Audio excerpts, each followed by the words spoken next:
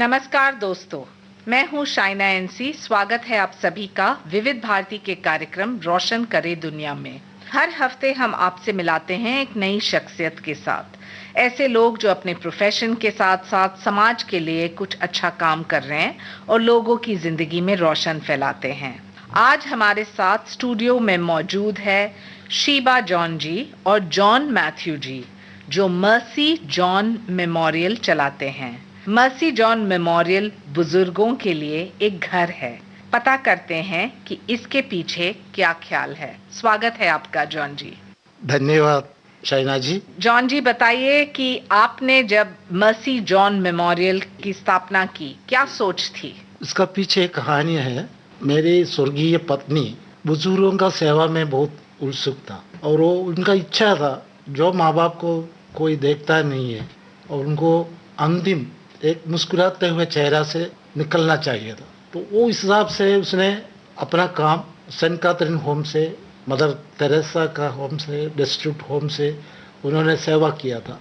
और उसका जब परलोक हो गया तो मैंने सोचा उसका मिशन को चालू रखें और ऐसा जो बुजुर्ग जो है जिनको कोई मदद करने का है ही नहीं है, क्योंकि बुजुर्गों को बहुत सारा समस्या है। समस्या बोलेगा तो उसमें कोई डिमेंशिया में आ जाता है, कोई अल्जाइमर हो जाता है, किसी को स्किज़ोफ्रेनिया हो जाता है, कोई पैरालाइज होता है, दे कैन नॉट मूव, बिस्तर से निकल नहीं पाएगा। तो ऐसा कंडीशन में याद नहीं रहते उनको क्या खाया, क्या पिया, कहाँ उसका टॉयलेट किया, उसका बारे में उसको कुछ याद नहीं है। बच्चा लोग कहीं बाहर गाँव उनका काम में बिजी है और वो लोग देखभाल नहीं कर पाते।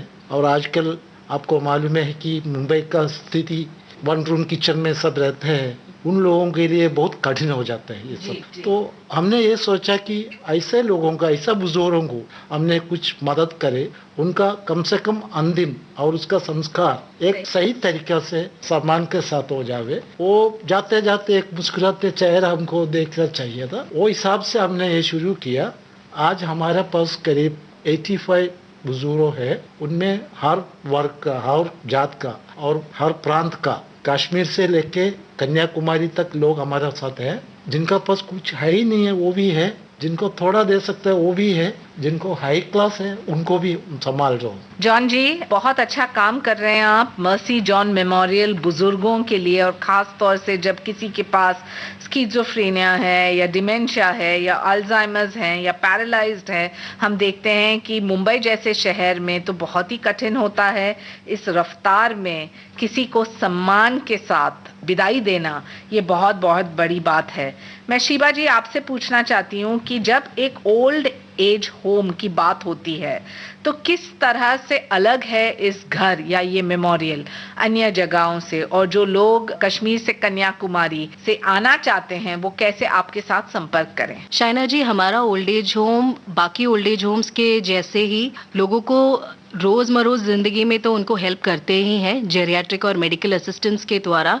उनके मेडिकल प्रॉब्लम्स के लिए हमारे पास एक क्वालिफाइड टीम ऑफ नर्सेज और specialist doctors, panel of good doctors भी है। तो छोटी छोटी चीजें जो हमारे डेली बेसिस पे, डेली लिविंग में जो अड़चने आती है, जैसे कि अगर कोई एक बुजुर्ग कपल कोई घर पे, मुंबई में तो बहुत सारे सीनियर सिटीजन्स हैं जो अकेले रह रहे हैं और बच्चे रोज काम पे जाते हैं। कोई अगर किसी का बीपी शूट अप हो गया या फिर किसी का शुगर डाउन हो गया और दूसरा उनका जो स्पाउस है वो कुछ कर नहीं पाता है, उनको नहीं मालूम क्या करना होता है, तो वो नेबर्स पे डिपेंडेंट होते हैं।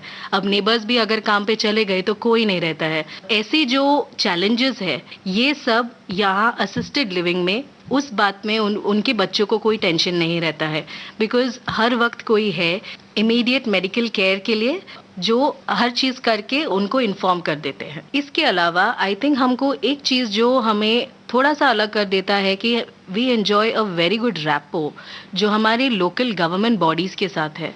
तो हमको कोविड के टाइम पे और उसके पहले भी हमको वहाँ के municipal bodies, public health centre से हमको बहुत सहयोग मिला है, जिसकी वजह से शायद हम one of the few old age homes रहेंगे जिन्होंने अपने लोगों को सबसे पहले वैक्सीनेट कर दिया था, including the first dose, second dose. अब हमारा बूस्टर्स भी हो चुका है एंड आई वुड से कि जो भी लोग सोचते हैं कि गवर्नमेंट बॉडीज कोई काम नहीं करता है, we are testimonies of the fact कि वो लोग बहुत काम करते हैं, स्पेशली ऐसे संस्थाओं के लिए। तो पब्लिक प्राइवेट पार्टनरशिप है और जरूर है जब एनजीओज अच्छा काम कर रहे हैं। यस शाइना जी, एब्सोल्युटली। और पुलिस अधिकारी लोगों ने भी हमारा काफी मदद किया उन तो दिनों पुलिस में। प्रशासन सब ने आपके संस्था को मदद किया है, अब जनता का भाग है। इसलिए जब ये जनता आपके साथ जुटना चाहती है वो आपसे संपर्क कैसे करें? लोग हमको लिख के they can get in touch with us. हमारा ईमेल आईडी है mercymemorial@gmail.com, mercymemorial@gmail.com। ये ईमेल आईडी पे कोई भी कभी भी लिख सकते हैं, हम हर रोज चेक करते हैं और हम डेफिनेटली रिवर्ट करेंगे। जॉन जी, मनोरंजन के लिए आप क्या करते हैं? क्योंकि हम जानते हैं कि जो सीनियर सिटीजन्स हैं, कभी जब आप ओल्ड एज होम की बात करते हैं तो रेजिस्ट करते होंगे क्योंकि उनको चाहिए थोड़ा मनोरंजन, थोड़ा घुल मिल के काम करना सबके साथ। तो क्या करते हैं आप उनके लिए? शायदा जी, ऐसा है कि हमारे पास कहीं ऑर्गेनाइजेशन वॉलंटियर्स हमारा उधर आता है, गाना बजाते हैं और हम उनको पार्क में लेके जाते हैं। उसका अलावा हमने उसको बीच में लेके जाता है और जो मूवेबल बॉडी होता है उनको हम पिक्चर हॉल में ले जाते हैं, महीने में एक पिक्चर दिखाते हैं। और हमारा होम में एक हॉल है, वो हॉल में हम शाम को सबको बुला के ये जो छोटा मोटा कार्यक्रम करने वाला जैसे मैजिक शो दिखाते हैं या कुछ गाना बजाते हैं या कुछ म्यूजिकल टीम जो है उनको हम बुला लेते हैं और उनका उस तरीक़े से उनको थोड़ा मनोरंजन हम कर लेते हैं। और बाकी आधा लोग जो है बिस्तर में पड़ा रहते हैं, उनको ये नहीं मालूम पड़ता गाना क्या है, क्या जो सुनते हैं वो क्या सुनते हैं, उसको उतना ही मालूम, बेहोश रहते हैं आधा। तो उनको भी हमने जाके कुछ गिटार में कुछ साउंड या माउथ ऑर्गन से कुछ दे देते हैं। शीबा, सबसे बड़ा अड़चन कौन सा रहता है जब आप बुजुर्गों के साथ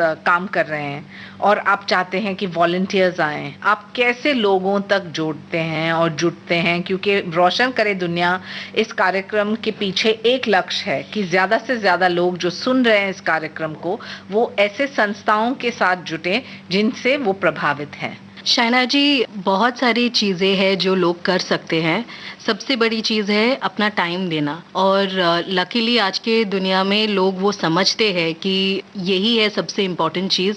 तो हमारे साथ काफ़ी अलग अलग ग्रुप्स, विमेंस ग्रुप्स है, बिल्डिंग्स के ग्रुप्स है, कॉर्पोरेट सोशल रिस्पॉन्सिबिलिटी के माध्यम से कॉर्पोरेट्स आते हैं और हमारे लोगों के साथ प्रोग्राम्स करते हैं, शाम को उनको एंटरटेन करते हैं।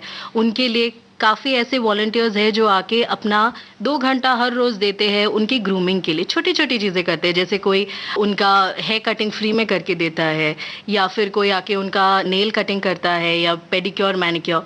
ये जो छोटी चीज़ें हमको लगता है ये इम्पॉर्टेंट नहीं है, लेकिन उस बुजुर्ग इंसान के लिए ये बहुत इम्पॉर्टेंट है। उनको खुशी देती है, दे फील पैम्पर्ड, उनको लगता है कि हमारा कोई ख्याल रखने के लिए है। कोई आके ऐसे ही बात भी कर देता है 2 घंटे, तो उनको समय देना बहुत कठिन है, लेकिन समय सबसे जरूरी है। हम हमेशा कहते हैं रोशन करे दुनिया पर कि इतने सारे लोग कहते हैं कि हम समाज के लिए कुछ करना चाहते हैं, लेकिन जब समय आता है कुछ करने के लिए तो सबसे पहले आपको आपका समय देना है। जॉन जी, एक कहावत है हिंदी में कि जीत और हार सोच पर निर्भर होता है। मान लो तो हार और ठान लो तो जीत होती है। क्या आपकी संस्था की जीत हुई है?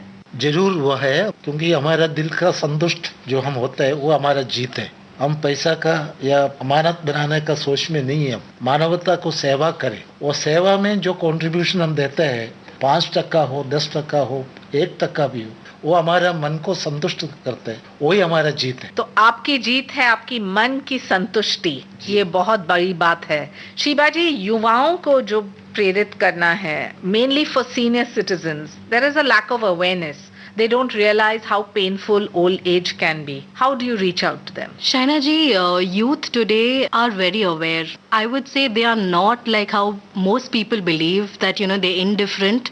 मेरे हिसाब से मुझे लगता है कि आज टाइम चेंज हुआ है। Today we are living in a digital world जहाँ पर लोगों में है एक कॉन्शियस। मे बी उनको जितना टाइम देना चाहिए वो नहीं दे पाते, लेकिन वो खुद से रीच आउट करते हैं। हमारे पास कई ऐसे यूथ ग्रुप्स हैं जो वॉलंटरली आते हैं, वो ऐसे और कई चीज़ें कर सकते हैं वो टाइम पे, लेकिन वो लोग यहाँ आते हैं, हमारे लोगों को बीच में लेके जाते हैं, मूवीज़ दिखाते हैं। और आई थिंक आज के टाइम में यूथ को वो अवेयरनेस है, सिर्फ कभी कभी उनको शायद वो रास्ता नहीं मालूम होगा या कहाँ से शुरू करना है वो शायद नहीं मालूम होगा।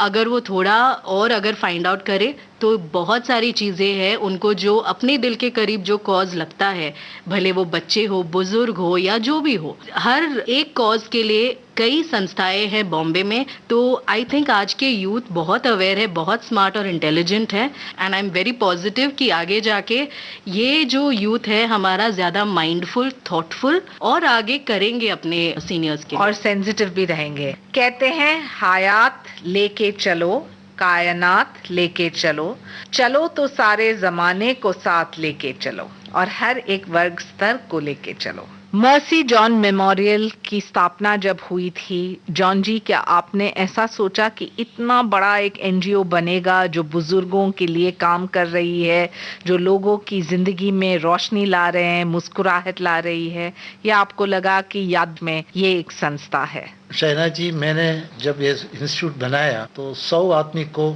मेरे साथ रहते, क्योंकि मैं खुद एक ड्राइवर होने के नाते मैं वही सोच मेरे में आ गया, अगर मेरा हालत कल ऐसा हो जावे तो मुझे भी ऐसा एक ओल्ड एज होम चाहिए जहां मेरे को सुविधा मिल जावे और मेरे को भी जरा आसान से मेरा जिंदगी कट जावे। वो हिसाब से मैंने ये शुरुआत किया। तो मैंने 100 आदमी का प्रोविजन रखा हुआ है, उसमें सब तरीके का, सब वर्ग का लोग है। एंड शीबा जी, जाते जाते आपका क्या संदेश है हमारे श्रोताओं के लिए जो विविध भारती के इस कार्यक्रम रोशन करे दुनिया को सुन रहे हैं? शैना जी, मैं एक ही चीज़ कहना चाहूँगी कि मेरे ऑब्जर्वेशन में मैंने जितना देखा है, पहले के लोग जो हमारे आज के बुजुर्ग हैं, वो लोग वेल्थ मैनेजमेंट बड़ी अच्छी तरीके से करते थे, सिंप्लिसिटी में वो लोग लाइफ जीते थे और उनके पास काफ़ी सेविंग्स रहता था। और सेविंग्स और पेंशन ये सारी चीज़ें हैं जो आज तक उनको शायद अपने पैरों पे वो इंडिपेंडेंट काफ़ी हद तक वो है अभी। आई थिंक वो एक चीज़ है जो हमारे जनरेशन को शायद थोड़ा और सोचना है, इंक्लूडेड मैं खुद। ये एक चैलेंज है जो मुझे खुद भी सीखना है अपने लिए। मेरे जनरेशन के फ्रेंड्स को यही बोलूँगी कि आगे का सोचना बहुत इम्पॉर्टेंट है, बिकॉज स्पेशली कोविड के बाद सब समझ चुके हैं कि लाइफ बहुत ही अनप्रेडिक्टेबल है। तो आज में जीना जितना इम्पॉर्टेंट है, you only live once, YOLO बोलना भी इम्पॉर्टेंट है, लेकिन जब हम बुढ़ापे तक पहुंचेंगे तो how can we live a life of dignity, जहां पर हम किसी और पे निर्भर ना हो के हम अपने तरीके से अपने डिसीजंस ले पाए। फाइनेंशियली और साउंड होना बहुत ही इम्पोर्टेंट है। सबसे महत्व है मेंटल और फिजिकल बैलेंस। जहां आप एक सम्मान देते हैं वहां आपकी मानसिकता को एक बढ़ावा भी मिलता है। एब्सोल्युटली शाइना जी। जाते जाते मैं ये जरूर कहूंगी कि गम की घटाओं से खुशी का चांद निकलेगा, अंधेरी रात के पर्दों में दिन की रोशनी भी है। दोस्तों, ये थे शीबा और जॉन मैथ्यू जो मर्सी जॉन मेमोरियल चलाते हैं, बुजुर्गों के लिए घर बना के उनकी जिंदगी में रोशनी फैलाते हैं। अगले हफ्ते फिर मिलेंगे एक नए व्यक्ति या नए एनजीओ से, जानेंगे उनकी कहानी और कैसे वो लोगों की जिंदगी और समाज में रोशन फैलाते हैं। तब तक मुझे आज्ञा दीजिए। मैं हूं शाइना एनसी। नमस्कार।